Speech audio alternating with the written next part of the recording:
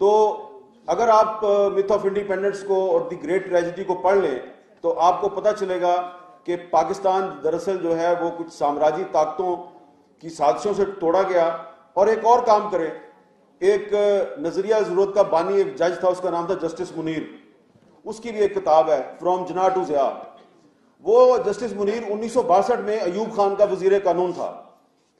تو جسٹس منیر جو ہے انہوں نے یہ اپنی کتاب میں لکھا ہے کہ ایوب خان نے 1962 میں ان کو بلا کر یہ کہا کہ یہ بنگالیوں سے جان چھڑائیں. 1962 میں تو ایوب خان نے اس کو کہا کہ ان سے بات چیت کرو, یا ہمارے سے علیحدہ ہو جائیں یا ہمارے سے کنفیڈریشن کر لیں. تو جسٹس منیر نے اپنی کتاب میں لکھا کہ میں نے ایک بنگالی ممبر تھے اسمبلی کے رمیز الدین صاحب, ان سے میں نے باقاعدہ مذاکرات کیے کہ یار تم یا کنفیڈریشن بنا لو یا ہم سے علیحدہ ہو جاؤ. تو اب جسٹس منیر نے اپنی اس کتاب میں لکھا کہ رمیز الدین صاحب نے مجھے پوچھا کہ میجورٹی میں کون ہے, بنگالی میجورٹی میں ہے یا تم پنجابی میجورٹی میں ہو, کیونکہ وہ ویسٹ پاکستان کو پنجابی کہتے تھے. تو جسٹس منیر نے کہا کہ آپ میجورٹی میں ہیں. تو اس نے کہا okay, if we are majority we are Pakistan, تم نے پاکستان میں رہنا ہے تو رہو, نہیں رہنا تو تم ہم سے علیحدہ ہو جاؤ. تو 1962 میں پاکستان کے فوجی صدر ایوب خان نے اپنے وزیر قانون کے ذریعے پاکستان کو توڑنے کے لیے مذاکرات کیے بنگالیوں کے ساتھ. بنگالیوں نے کہا ہم نے پاکستان نہیں توڑنا, تم نے توڑنا ہے تو توڑ دو. لیکن افسوس کی بات یہ ہے کہ اب وہ کتاب تھی جو فرام جناح ٹو ضیاء, اس پہ ضیاء الحق نے پابندی لگا دی, لیکن اب تو پابندی نہیں ہے. تو میں بار بار اس کتاب کا ذکر کرتا ہوں, لیکن ہمارے جو لیڈر ہیں بڑے بڑے, ایون پیپلز پارٹی کے لیڈر جو ہیں, ان کو 2-3 کو تو میں نے خود کتاب دی. میں نے کہا یار یہ کتاب لو, پڑھو, جا کے اسمبلی میں تقریر کرو. پڑھتے ہی نہیں, یہ ایک شکوہ ہے. اچھا, اب اس کے بعد پھر بھٹو صاحب کی حکومت ختم ہوگی 77 میں. تو جیل میں انہوں نے جو کتاب لکھی, 2 کتابیں لکھی. ایک اف آئی ایم اسیسینیٹڈ, جس سے آپ سب واقف ہیں, میرا خیال ہے کہ آپ سب واقف ہوں گے, ٹھیک ہے. لیکن ایک اور بھی کتاب ہے, وہ بھی جیل میں لکھی, اس سے آپ میں سے بہت کم لوگ واقف ہیں.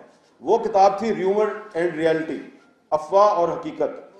یہ کتاب صرف 1 دفعہ شائع ہوئی, صرف 1 دفعہ. اور جب 1 دفعہ شائع ہوئی تو پیپلز پارٹی کی قیادت سے کہا گیا کہ اگر آپ نے یہ کتاب دوبارہ شائع کی تو دوبارہ کبھی نہ سوچنا کہ تم حکومت میں آؤ گے. اور پھر وہ کتاب دوبارہ شائع نہیں ہوئی, کیونکہ اس کتاب میں بھٹو صاحب نے کچھ ایسے انکشافات کیے تھے اور کچھ ایسی حقائق سے پردہ اٹھا دیا تھا کہ جس سے آج بھی اگر آپ 2020 میں وہ کتاب پڑھیں تو آپ کو پتہ چلے گا کہ آج بھی پاکستان میں جو بہت سے واقعات ہو رہے ہیں اس کے پیچھے کون ہوتا ہے. مثلا میں اس کتاب کے حوالے سے صرف ایک چیز آپ کو بتاتا ہوں. بھٹو صاحب وزیر اعظم ہیں اور غلام مصطفیٰ جتوئی صاحب چیف منسٹر سندھ ہیں, اور کراچی سے سردار عطا اللہ مینگل کا بیٹا اسد اللہ مینگل اغوا ہوتا ہے, اور اس کے بعد اس کا کوئی پتہ نہیں ملتا. تو ایک ایوننگر جو ہے شام کا اخبار, اس کی ہیڈ لائن ہے کہ عطا اللہ مینگل کا بیٹا کراچی سے اغوا. تو بھٹو صاحب کو پتہ چلتا ہے, وہ پوچھتے ہیں چیف منسٹر سے کہ بھئی یہ عطا اللہ مینگل جو ہے اس کا بیٹا کس نے اغوا کیا. تو چیف منسٹر کہتے ہیں جی کہ یہ مجھے نہیں پتا, یہ آپ ٹکا خان کو پوچھیں. ٹکا خان سے پوچھتے ہیں, ٹکا خان آرمی چیف ہے اور اگلے آرمی چیف کا اعلان ہو چکا ہے, ضیاء الحق اگلا آرمی چیف ہے, اور ٹکا خان صاحب جو ہیں اب وہ صرف چند دن کے مہمان ہیں, لیکن ابھی وہ آرمی چیف ہیں.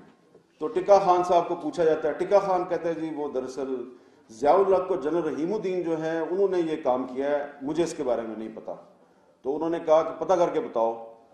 تو پتہ کر کے بتایا.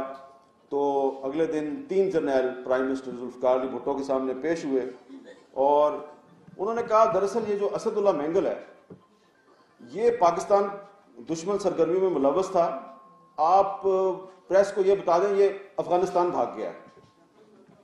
انہوں نے کہا چلے میں یہ کہہ تو دوں گا, ابھی بتاؤ کہاں ہے وہ. اب بھٹو صاحب نے لکھا ہے کہ جب میں نے پوچھا کہ ہے کہاں پہ, تو جرنیلوں نے کہا جی وہ دراصل ہمارے ایس ایچ جی کے کمانڈوز تھے, तो फायरिंग के तबादले में वो मारा गया असदुल्ला मेंगल।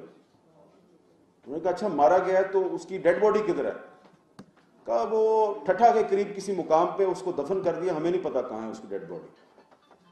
उन्होंने कहा वो एक चीफ मिनिस्टर था, उसका बेटा है, उसको तुमने उठा के कराची से उसको कत्ल कर दिया और आप कह रहे हो उसकी डेड बॉडी भी आपके पास नहीं है, तो मैं क्या जवाब दूंगा?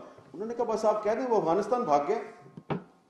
तो भुट्टो साहब किताब में लिखते हैं कि मेरे पास कोई रास्ता नहीं था, मैं खामोश हो गया। और आखिर में जाकर उन्होंने लिखा कि अगर उस वक्त मैं खामोश ना होता तो शायद आज मैं खुद जेल में ना होता। लिहाजा इसी तरह की बहुत सी बातें उस किताब में है। तो वो किताब जो है वो बैन है, लेकिन मोहतरमा बेनज़ीर भुट्टो ने जुर्रत दिखाई, एक दफा वो किताब शाया कर दी थी और अब पीपल्स पार्टी को चाहिए कि वो किताब दोबारा शाया कर दे।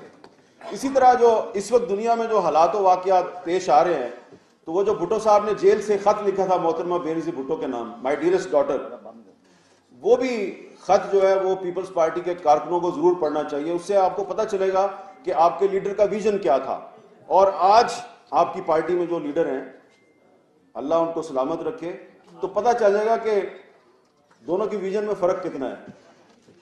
तो विजन बढ़ा सकते हैं आप लोग अगर आप अपने कायद जुल्फ़िकार अली भुट्टो की किताबें और उनकी जो तकरीरें हैं उनको पढ़ लें, और फिर उसके साथ ही साथ उसके तसलसल में मोहतरमा बेनज़ीर भुट्टो की किताब डॉटर ऑफ द ईस्ट, और फिर उनकी शहादत के बाद जो किताब शाया हुई है रिकॉन्सिलिएशन, वो भी आपको पढ़नी चाहिए।